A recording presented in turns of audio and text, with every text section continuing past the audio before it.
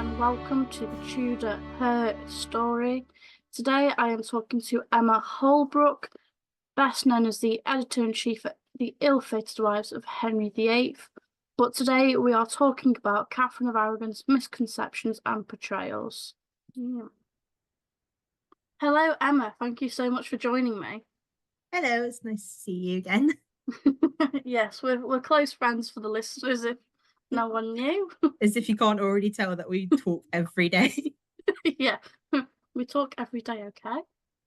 So today we're talking about Catherine of Aragon's misconceptions and myths surrounding her. As a lot of people probably know, there's a lot of lies and rumours about Catherine of Aragon.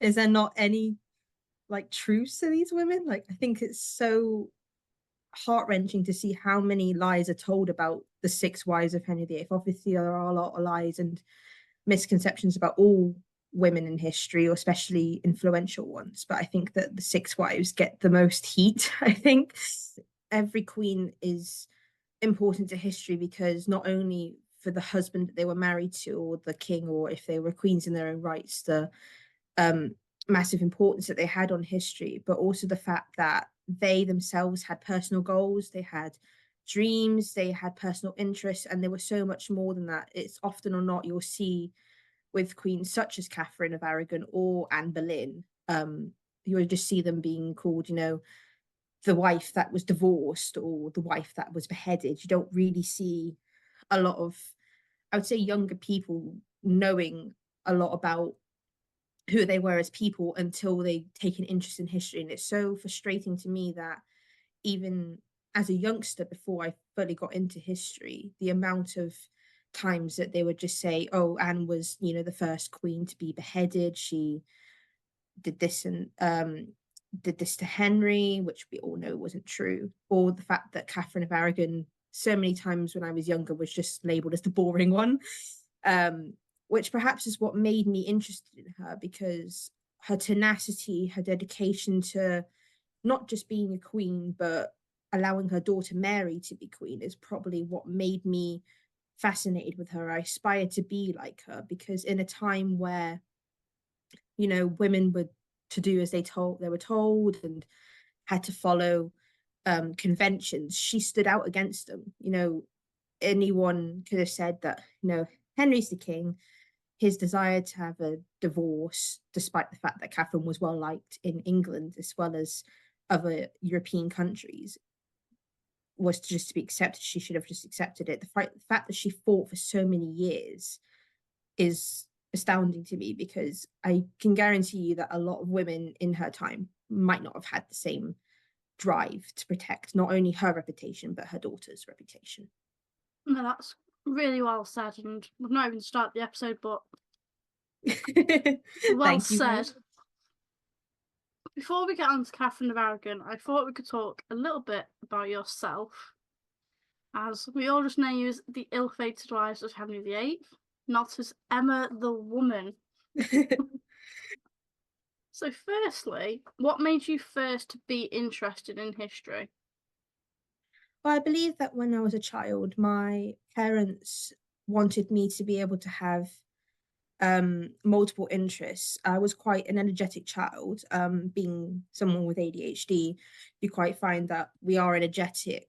But my mum especially was very passionate about me being creative. She herself was very much into art. She was into the media.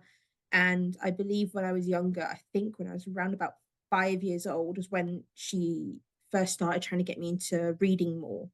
The original Horrible Histories, the books, they were published in the 90s, I believe. We found them in a charity shop, and my mum said, let's try these, let's try and expand her knowledge. She wanted me to get an education because none of the people in my family had gone past a college education, which was important for her. She wanted me to be able to stand out on my own against not nothing bad against my family, but she wanted me to have something that made me unique. And I think she could sense when I first started reading the Horrible Histories books and then watching the TV show that I liked history. And I'm quite fortunate to have been born in Corby in Northamptonshire, which has a beautiful castle called Rockingham Castle, which is one of the oldest castles in England. It was there, I believe, around 1066, so it's quite old. It has Tudor heritage as well, which I quite love. And I believe I was visiting there perhaps every year thanks to my school, and it just made me want to learn more about history. Although I could talk to you for hours about important stuff in the UK. So, firstly, do you want to tell us a little bit about Catherine of Aragon before we get onto her misconceptions slash myths? Yeah, of course. So Catherine of Aragon is the first wife of King Henry VIII. She is the daughter of Ferdinand of Aragon and Isabella of Castile, considered two of the greatest monarchs of history. They were absolutely fierce rulers. Although their marriage was an alliance-based one, they also chose one another, because Isabella was the ruler of Castile in her own right, and Ferdinand was the ruler of Aragon in his own right, but he wanted to have control of Castile. So their marriage perhaps was one of necessity as well as one that they both wanted. Catherine was betrothed to Henry's older brother, Prince Arthur Tudor, and they were married, but sadly, Arthur died in 1502, and that led to Catherine saying the marriage was not consummated, which in law meant that she could potentially marry Henry. And then she was married to Henry in 1509. And although the couple did have multiple pregnancies and at time did have a living male son, Henry, sadly he passed away, all too young. And their only living child, Mary, was to become the first queen in her own right. So Catherine does have a lot of impact on history. She is sadly referred to as the boring wife, which I think is wrong, because the fact that people believe that Henry did not care for her, and the fact that he did leave her for Anne Boleyn, his second wife, who is possibly, in my opinion, the most popular because of the controversy behind her. Yes. So you bring me on to my first misconception that I was whilst researching Catherine for this episode. Did she declare she was a virgin when Arthur died to avoid being sent back to Spain? But that is an interesting question. And in a sense, there is an argument to this, because following the death of her husband, Prince Arthur, on the 2nd of April, 1509, Catherine was still severely sick from the sickness that claimed her husband's life. We do not know yet. I'm hoping one day we might be able to come up with a definitive answer for this, what the illness was. So she was severely sick at the time of his death and was not informed of his death until many days later, potentially weeks later. And once she recovered, both her mother and father back in Spain and the King and Queen of England, her in-laws, were both very concerned about whether Catherine was potentially carrying the next heir.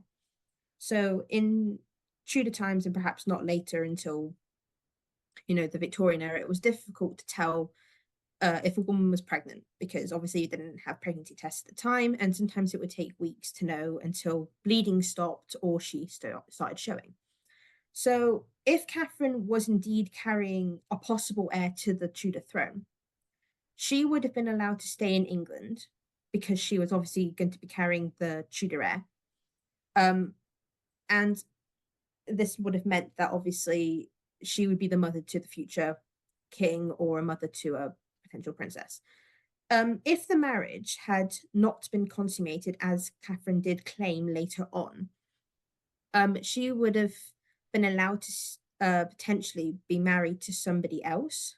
There was obviously the potential for her to marry Henry because he was he was now the heir to the throne, and obviously with the marriage not consummated, it meant that she could still marry him. If the marriage had indeed been consummated, the likelihood of Catherine being returned to Spain was pretty high, because not only had she been married and consummated her marriage to Arthur, she had not been able to provide an heir to the throne. So she would have been returned to Spain, and the likelihood of her being married off to perhaps a courtier of her mother and father, someone that perhaps offered her father a lot of land, perhaps financial aid or military aid, because you do need to remember that Spain was dealing with trying to get all the Jews at the time to convert to become Catholics, basically. The likelihood of her marrying another prince or even an heir to a throne in another country was limited because of the fact that she would have consummated her marriage. So, because Catherine knew this, it obviously would have been difficult for her. She would have obviously known, that she would have been sent to Spain if her marriage was not consummated. And there is the argument that she did declare that she was a virgin to avoid being sent back to Spain, because in her mind, she would have been going back in shame, because her sister was going to be Queen of Spain. Her sister had a marriage that was already producing heirs, so she would have had no right to being a queen. And she'd been brought up knowing that she was going to be Queen of England. She'd been betrothed since a very young age. We also have to remember that at this time, not long after Arthur's death, the Queen of England, Elizabeth of York, sadly passed away. Now, this was a very critical moment for the then King, Henry VII, because he was obviously worried that if his son, his only surviving son, Henry VIII, died, there was no living male heir to the Tudor throne. So it was even suggested that now that Catherine had said that she was a virgin, she might be his future queen, that she might marry Henry VII, her father-in-law, to produce an heir for the Tudor throne other than Henry. It would also prevent Henry having to send back what little he received of Catherine's dowry, because England needed the financial aid from Spain as well as the alliance, because Spain was a very fierce ally. It had the support of the Pope. It had other alliances within the Catholic faith that would help the Tudor dynasty secure its place on the throne, because at this point, even Henry VII knew that if something went badly wrong, his dynasty might not be secure. When Henry VIII was decidedly betrothed to Catherine, because she had been married to his brother, they needed papal dispensation from the Pope, which is essentially the Pope declaring that the marriage could take place.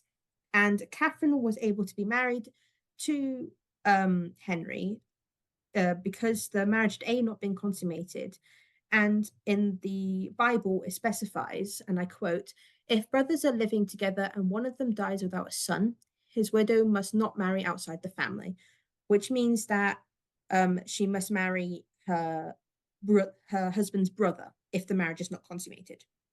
So that allowed Catherine to marry Henry with the Pope's blessing and without any issues. Of course, Henry did later use the Bible to justify that his marriage to Catherine of Aragon was not valid. And I quote, "If a man shall take his brother's wife, it is an unclean thing. He hath uncovered his brother's nakedness, they shall be childless." And because Henry and Catherine continued to have miscarriages / stillbirths, and only one child survived, and in his mind, it didn't matter that Princess Mary survived. She was not a son. That was his justification for the marriage not being valid. So there are arguments that Catherine did lie to say that the marriage was not unconsummated, because there was the belief that Prince Arthur was very sick at the time, of course, because he was born premature. There's not a lot of evidence to suggest that his ill health could have prevented consummation.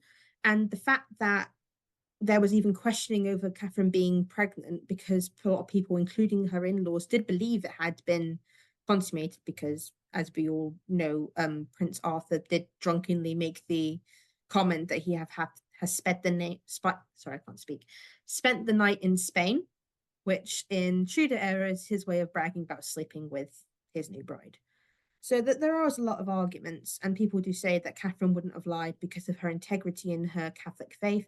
We just don't know. I myself tried to say that I believe she did not consummate the marriage because I believe that if she had consummated it and had feelings for Arthur, I doubt she would have gone on to marry his younger brother because, in my mind, I don't see that as being something that you would do to someone who's just died that you loved. But then again, there is no evidence to suggest, to strongly say, yes, she did consummate it or yes, she didn't. Right. So that's interesting because I don't know if you've seen it, but it's recently been portrayed in The Spanish Princess. Yes, that's one of the things that I watched and I actually quite enjoyed watching. She did consummate her marriage with Arthur. She obviously is very Philippa Gregory to change the narrative. But do you think she would have actively lied to be Queen of England as they portray it in The Spanish Princess? I mean, I could say yes or no because I could argue yes, being brought up to know that she would be eventually the Queen of England would have had an impact on her. She obviously was the daughter of a queen who would have brought her up knowing this is how you act as a queen. She had a thorough education, quite unlike some women of her time, and of course, she passed it on to her daughter Mary. Um, I if she did do as the Spanish princess does portray, and of course it does change a lot of what we know to be fact and what we know what we believe to be fiction. Um, if she did lie, I believe that it was thoroughly because she did not want to let both her mother down, because her mother expected great things of her, and maybe because she actually had fallen in love with Henry, as the show does portray. Maybe she had, she knew she was destined for great things. But I could also say that her loyalty to the Catholic faith might have been a factor for why she did not lie. I mean, we honestly don't have answers for what happened because as the show presents, Lady Margaret Pole heard the couple making love, which we don't know happened. I mean, we do know that Lady Margaret Pole had a very deep bond with Prince Arthur, and she had a loving relationship with Catherine, even as the years went past and she married Henry VIII. Um, I just don't know, honestly. In my heart of hearts, I would like to have believed that she wouldn't have lied, but the Spanish princess, you never know because it did get a lot of criticism, as did many of Philippa Gregory's books, which I don't always agree with. I do believe that Philippa Gregory is an amazing writer and historian. Um, it's possible. I will say that it is a possibility, but we have to remember that these shows are dramatized for a reason. We as the public love drama. We can't not dramatize something. So I don't think it would have been as it's portrayed in the show. I don't think she would have just turned around to Henry and said, I'm a virgin, please marry me. I think that she would have perhaps talked about it with her ladies that she trusted from Spain. Perhaps we don't have all the letters from history, of course. So she might have even suggested to her mother, I am a virgin, shall I come back? Or I did have intimacy with Prince Arthur, what should I do? But we just don't know at this point. But I would like to think that Catherine was smart enough to know what would happen to her. And if she did lie, then it was either genius on her part that ultimately backfired, or it was she was very young at the time. We have to remember she was a teenager, so she might have just thought, I'll try it and see what happens. Because we have to remember she was probably scared and she was paying to stay in England of her own money. So perhaps she thought it was her last option, but we honestly don't know. And I don't like to say things with definitive because we all know that in the history community, things that are not proven leave open for a lot of debate. And sometimes debates like this can get very heated. No, yeah. I think it's going to be one of the big debates until we have, sadly, very conclusive proof that They slept together. I and I don't think they found it at the time, did they? They didn't find anything from that night to go. Yeah, I do remember seeing, sorry, that they got someone who was outside or very close friends with Prince Arthur to say that he was, boasting about spending the night in Spain. They allegedly brought forth the bed sheets that they laid on, which we actually find quite interesting because it was actually the first marriage in England that had like the tucking in. They led them in, and it was quite public in a sense. So it's actually quite one of the first ones to do that. Um, but I don't think there was ever any definitive arguments or evidence brought forward. I think it was just Henry trying to get a divorce, and he couldn't say that Catherine was a bad queen. That he knew that she had the support of both her people, her family in Spain. She had, the Holy Roman Emperor, sorry, was her nephew. He couldn't get her on her integrity, so he had to get her based on the fact that their marriage had not provided any male children, therefore the marriage was invalid. So I truly believe that there was no ever definitive proof on Henry's part that the marriage was invalid. So we need to go on to another misconception. Mm. The belief that Henry never cared for her. Oh, Is that yes. true? This is one of my absolute favorite questions to talk about. And absolutely not. There is no evidence to suggest that Henry did not care for Catherine. Many people believe that because he fell in love with Anne Boleyn, that he did not care for his wife. There is so much evidence to suggest that he absolutely did. Whilst he might not have loved her in the sense that he loved Anne Boleyn. I mean, Anne Boleyn was an obsession for him. And may I just clarify for everybody, she does not count as a royal mistress, because to be a royal mistress, you actually have to have sex with the king.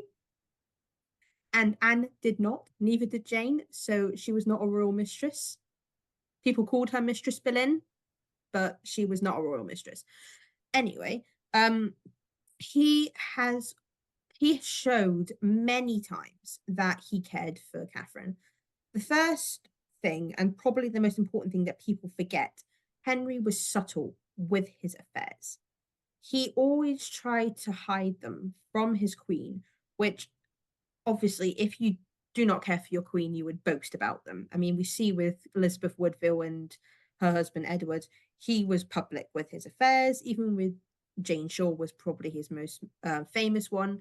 She knew about them, and it was public. A lot of people made fun of, Elizabeth for the fact that Edward was showing affection for Jane in public. That's not the case with Henry VIII, not till much, much later. And even then, he didn't boast about it. He tried to hide them, even to the point where he would leave to have the affairs elsewhere. He always talked about, how proud he was of his wife, and he liked to show her off and was affectionate. He wore her favors at jousts. He never wore anyone else's.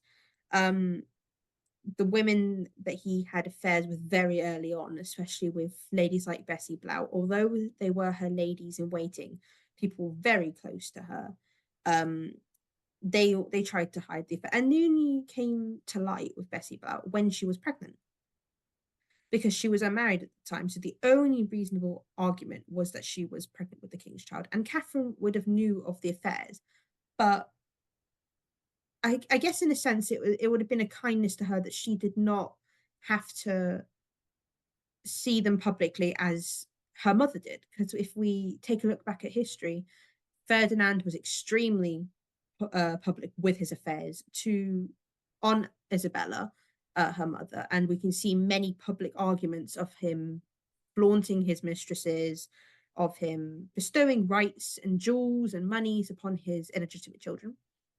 Henry did not do that until Henry Fitzroy came around. Of course, the argument for this is that Henry had no male heir by Catherine at that point. So in his mind, it was more of a necessity more than hurting his wife. He valued her opinions on political matters, which just shows how much integrity he had for his wife. You don't always have to include your wife in political matters. And the fact that he even entrusted Catherine as regent whilst he was in war shows you just how much trust he had for Catherine. And the fact that, if you take a look back, he is reported to have comforted Catherine after a miscarriage, I believe it was, saying, "We are both young, more children will follow."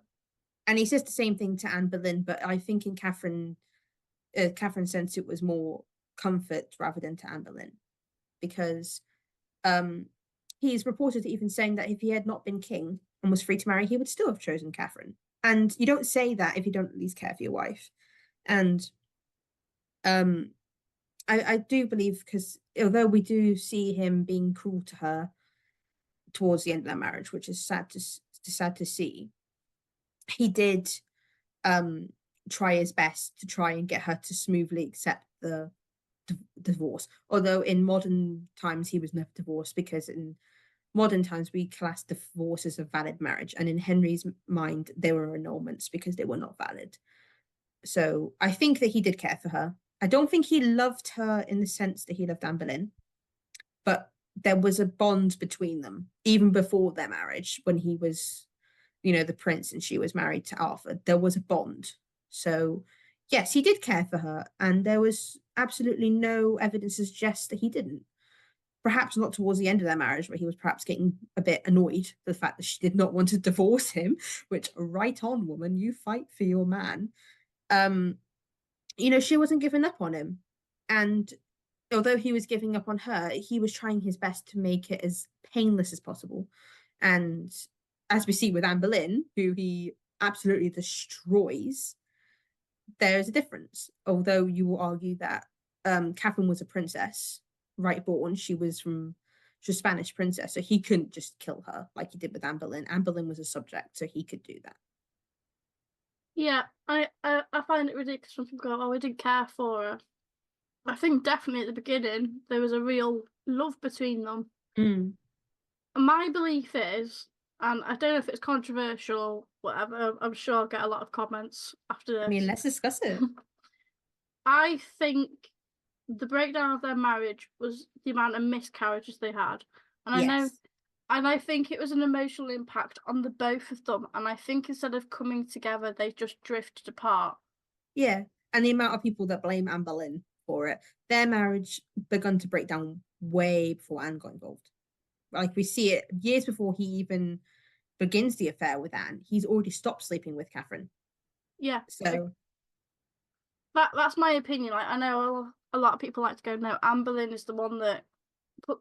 I think Anne is the final nail in the coffin, but I think they drew apart from, is it 1523, 1524? They I start to think I really think not it's spend time. 1524, yeah. Around about the time that around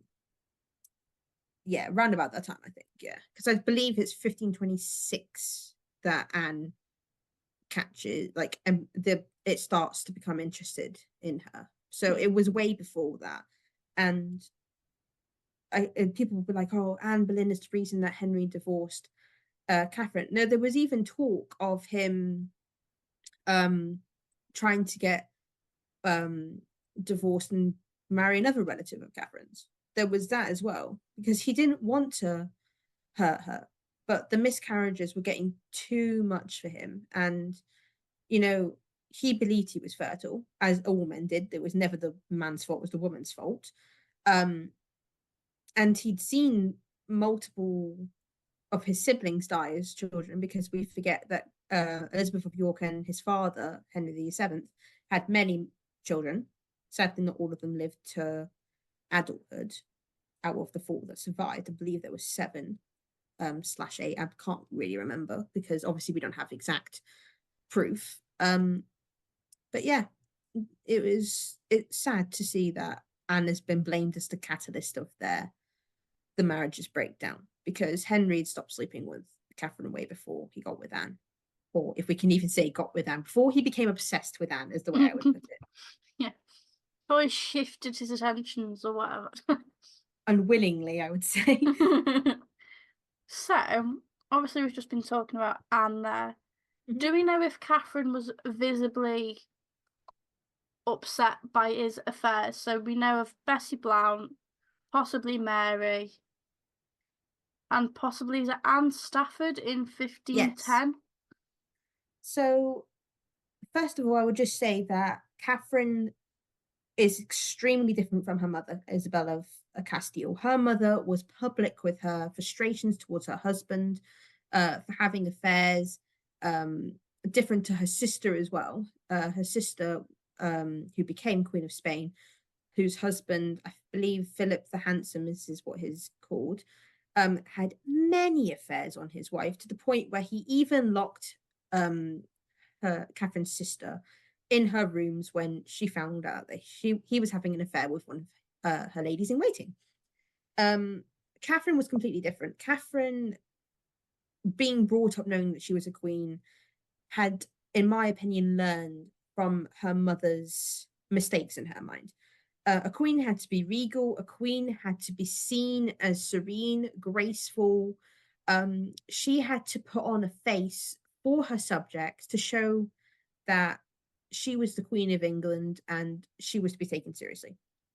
So there is no evidence to suggest that Catherine had publicly been frustrated at any of her husband's affairs. So we obviously see that many of Henry's mistresses were ladies in waitings to all of his queens, although many of his affairs take place during his first marriage. So when Bessie Blount gets pregnant, around this exact same time as Catherine of Aragon, which is a bit sickening if you think about the fact that Henry knocked up both his wife and his mistress at the same time. Catherine is obviously upset at the fact that her lady in waiting has just given birth to her husband's son.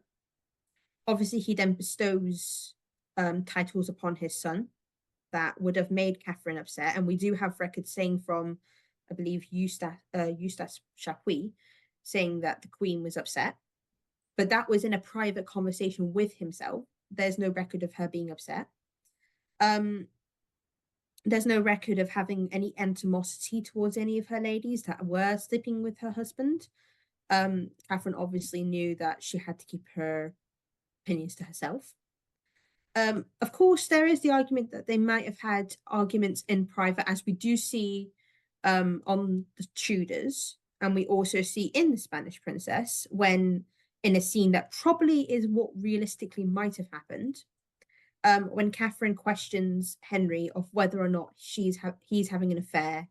I believe, do correct me if I'm wrong, not long after she gives birth or has a miscarriage. I can't quite remember. And he says no, which, of course, people would argue is not what would have happened, but Henry would have denied it because it would have caused his wife stress. He did not want any animosity between him and her. And ultimately, Catherine had learned that if her husband was going to have affairs, there was nothing she could do to stop it.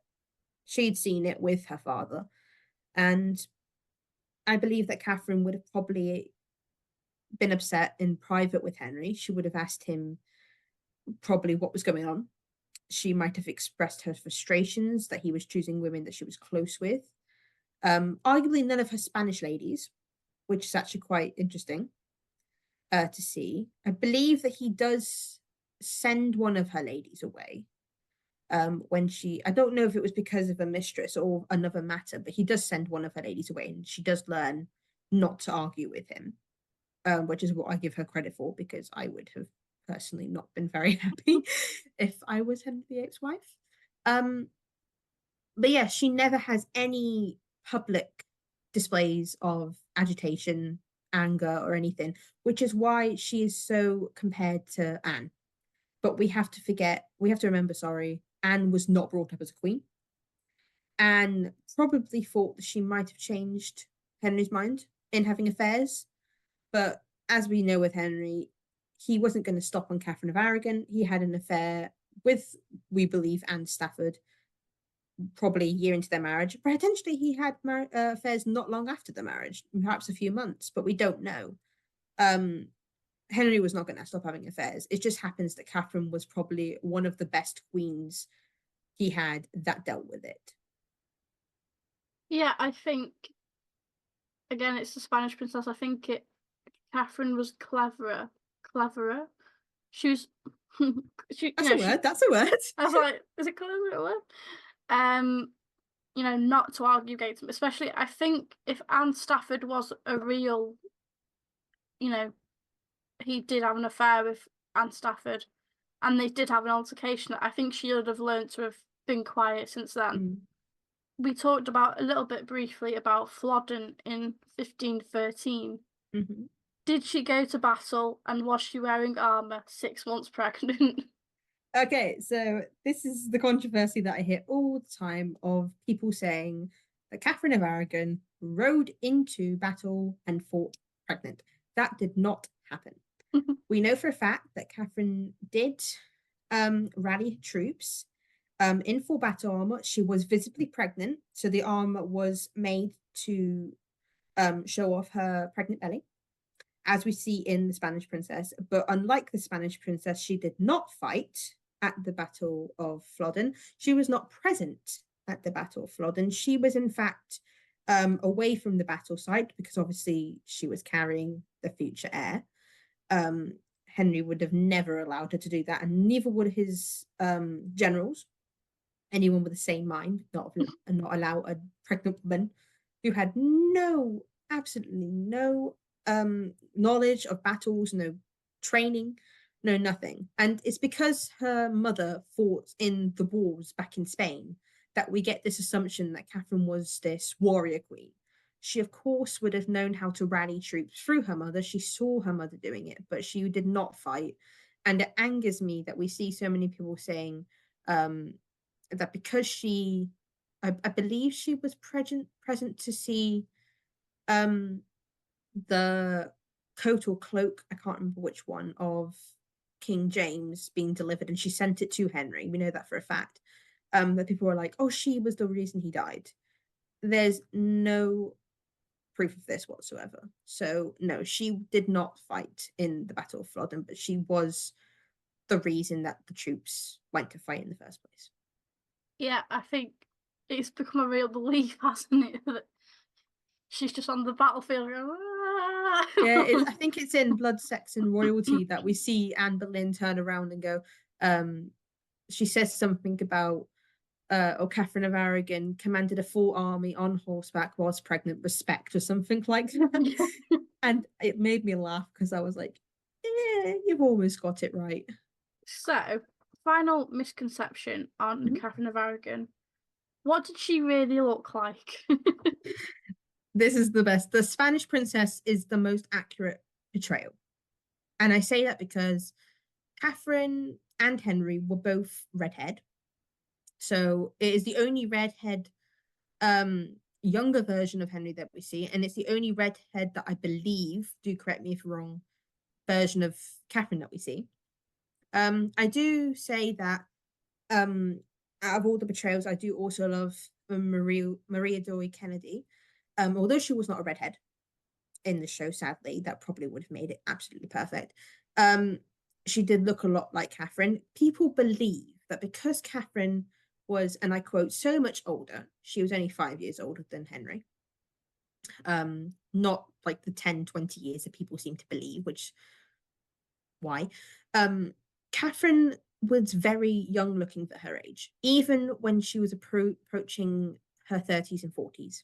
She was very young looking. Many people have said this, and they credit Mary's beauty to Catherine because Catherine was regal looking. She looked good for her age. I think she was called one of the most stunning women or stunning queens, although I do believe that Elizabeth Woodville has been called the most beautiful queen.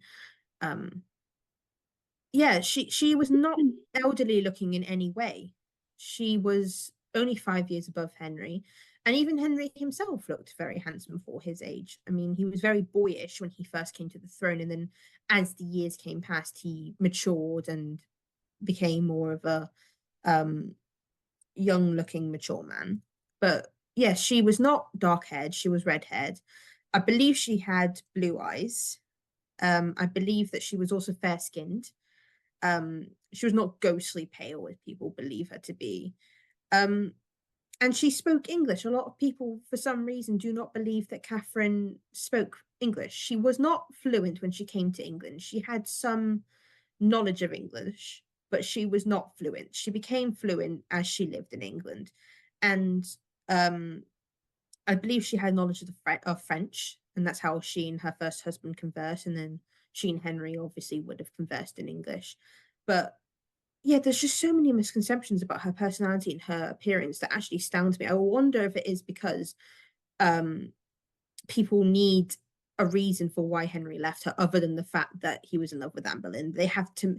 It's the same with Anne Boleyn. They had to accuse her of being a witch and having moles and warts and a sixth finger to justify why he left her for Jane, other than the fact that neither one of them produced a male heir. Sorry, and I'm of course talking about the people of their time and later centuries, not modern era, of course. We I think modern readers and modern historians know that like Anne was not in any sense ugly, and neither was Catherine.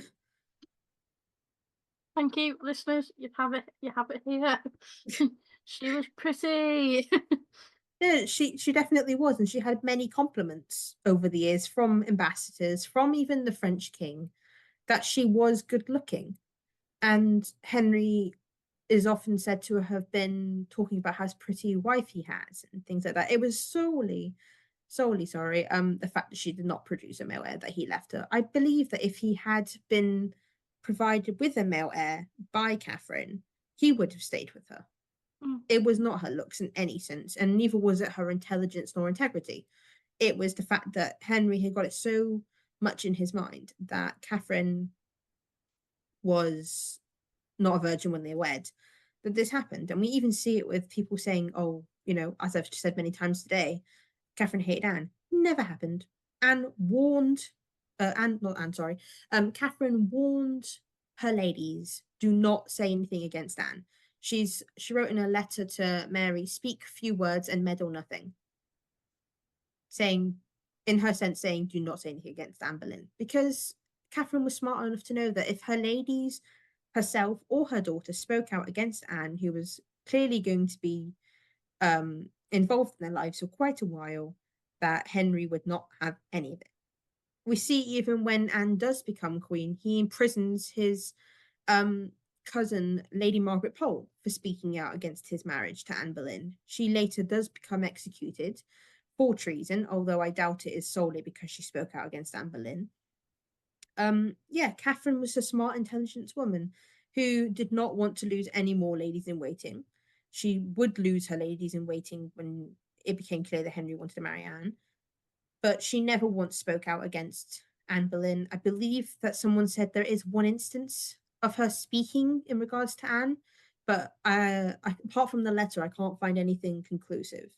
It might have been that she warned Eustace Chapuis to take care of her daughter, to make sure that her daughter said nothing, or to make it clear to him that she intended to fight. We don't know, for honesty, but there is no record of her speaking out against Anne Boleyn, and that's the true testament, because um, she could have. She had every right to speak out against Anne Boleyn, because this woman, although we now know that Anne had no intention of taking the throne from Catherine, or, you know, bedding him, in Catherine's mind, regardless of whether this woman wanted to be his mistress or his queen, because Henry was so obsessed with her, she was a threat in a sense, not a rival, but more of a threat. So Catherine had every not intention, but right to speak out against Anne Boleyn. She could have said to Anne Boleyn, you know, why are you doing this? You know, I hate you for this, or you're ruining my daughter's chance of becoming queen. But she doesn't. And that's because Catherine knew the consequences of her actions. And she was intelligent to know that if she was going to fight, she was going to fight with dignity, regality, and she was going to use her connections to Spain and Rome to her advantage, rather than trying to insult the woman that her husband was clearly infatuated with. Yes. And on that note, I want to thank you so much for myth busting on Catherine of Aragon. But before I let you go, I need to ask you some Tudor fun questions. Oh, yes. I do So, apologize to your readers saying that if anything I have said you disagree with, you're absolutely intended to, but I always say that if it's fact, it's fact. You don't have to agree with it, you just have to accept it. okay. So, firstly, I ask every guest this: have you got a Tudor pet peeve? Oof. Yes, and I think I have talked about this with you on multiple occasions. Do not pit the queens against each other or hate somebody for saying they have a favorite. Having a favorite queen, even out of the six queens, does not mean that you are hating other queens. I mean, I think me and you've had the discussion that your favorite queen is Anne Boleyn, and mine is Catherine of Aragon and Anne of Cleves. And people seem to, especially online on social media, there are these extreme history lovers who say, "Oh, I hate Catherine of Aragon because I love Anne Boleyn." I hate when people do that. You can have a favorite historical figure and not pit them against each other. I will never, just because I love Anne Boleyn and not Anne Boleyn, sorry, I'm getting it wrong now. Catherine of Aragon and Anne of Cleves, I will never be angry at someone for saying they have a love of Anne Boleyn or Catherine Howard, the women who quote unquote replaced the queens before them. And I hate that because, in a sense, what you're doing is not showing a love for these queens. You are showing your ignorance of the fact that all of these women had an importance to history.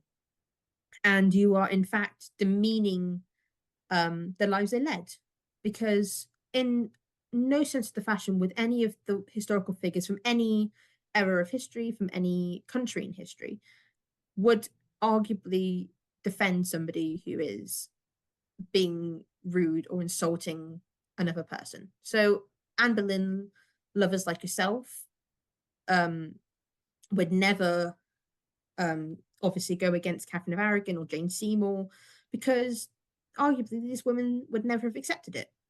And it's the same with people saying, oh, this is the best wife. I don't think there is or a best queen. Like, I don't believe in that. I believe that there is in a sense of when you look at how they did the job, you could argue that Catherine of Aragon, Jane Seymour, and Catherine Parr did the best jobs as queens.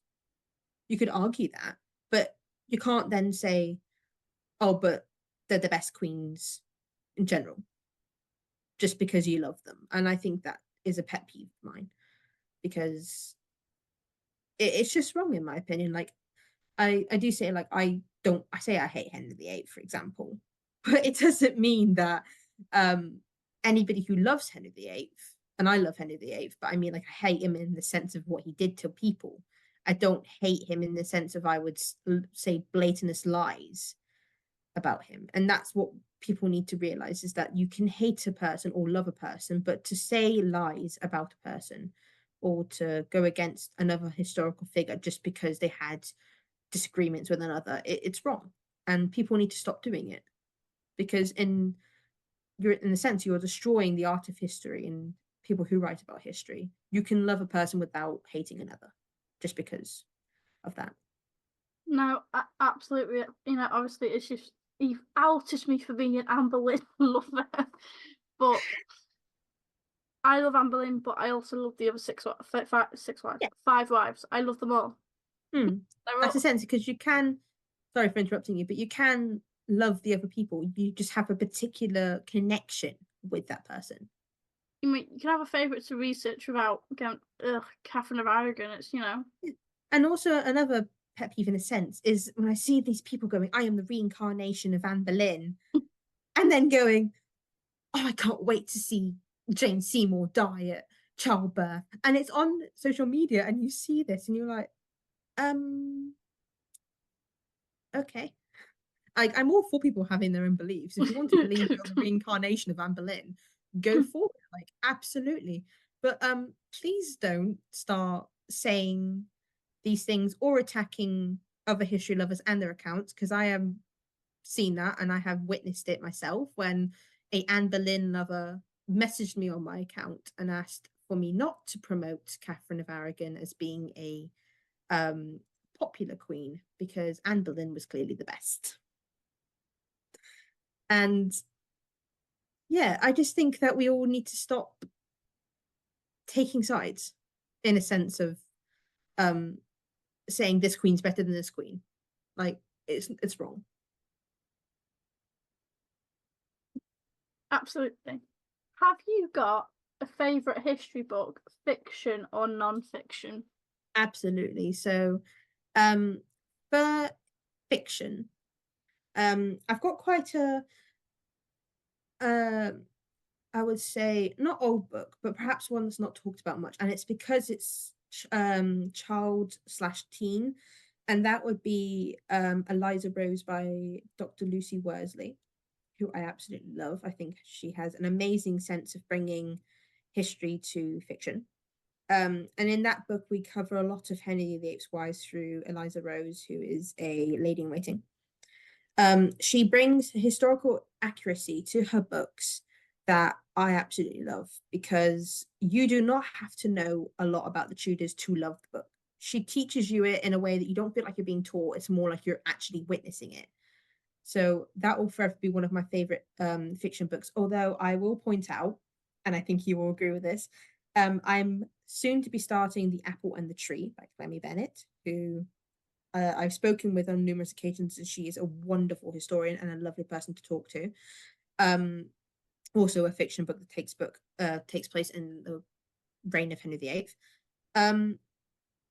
Non-fiction, it would be a toss-up between the current book I'm reading, The Palace by Gareth Russell, um, a wonderful book for people who both have visited and haven't visited, like myself. Um, I'm trying to think of one more, and I can't quite decide. But if I were to go with another non-fiction book, sorry, um, I would go Anne Boleyn by Haley Nolan, Mm. and a book that I wasn't quite interested in until recent years, because I was quite skeptical about reading it, is the Tower Letter by Sandra Vasaloy. I believe I'm saying it right. If I'm not, I do apologize. In which she talks about the supposed last letter of Anne Boleyn from the Tower to her husband. And for people who don't have a lot of knowledge on it, I would recommend you try it out. It is a wonderful book. She's just recently released a new version, I believe, with updated material. So I implore your listeners to go and try it out, as I have absolutely loved it. And it has changed my perception of Anne Boleyn quite a lot because, as somebody who doesn't perhaps know a lot about Anne Boleyn until recent years from studying Catherine of Aragon, because a lot of what we know is from Catherine of Aragon, um, it's changed my opinion quite a lot. So I would recommend these books to any of your listeners. But Gareth Russell has my heart right now. I'm rereading all of his books. So yeah, I would recommend those.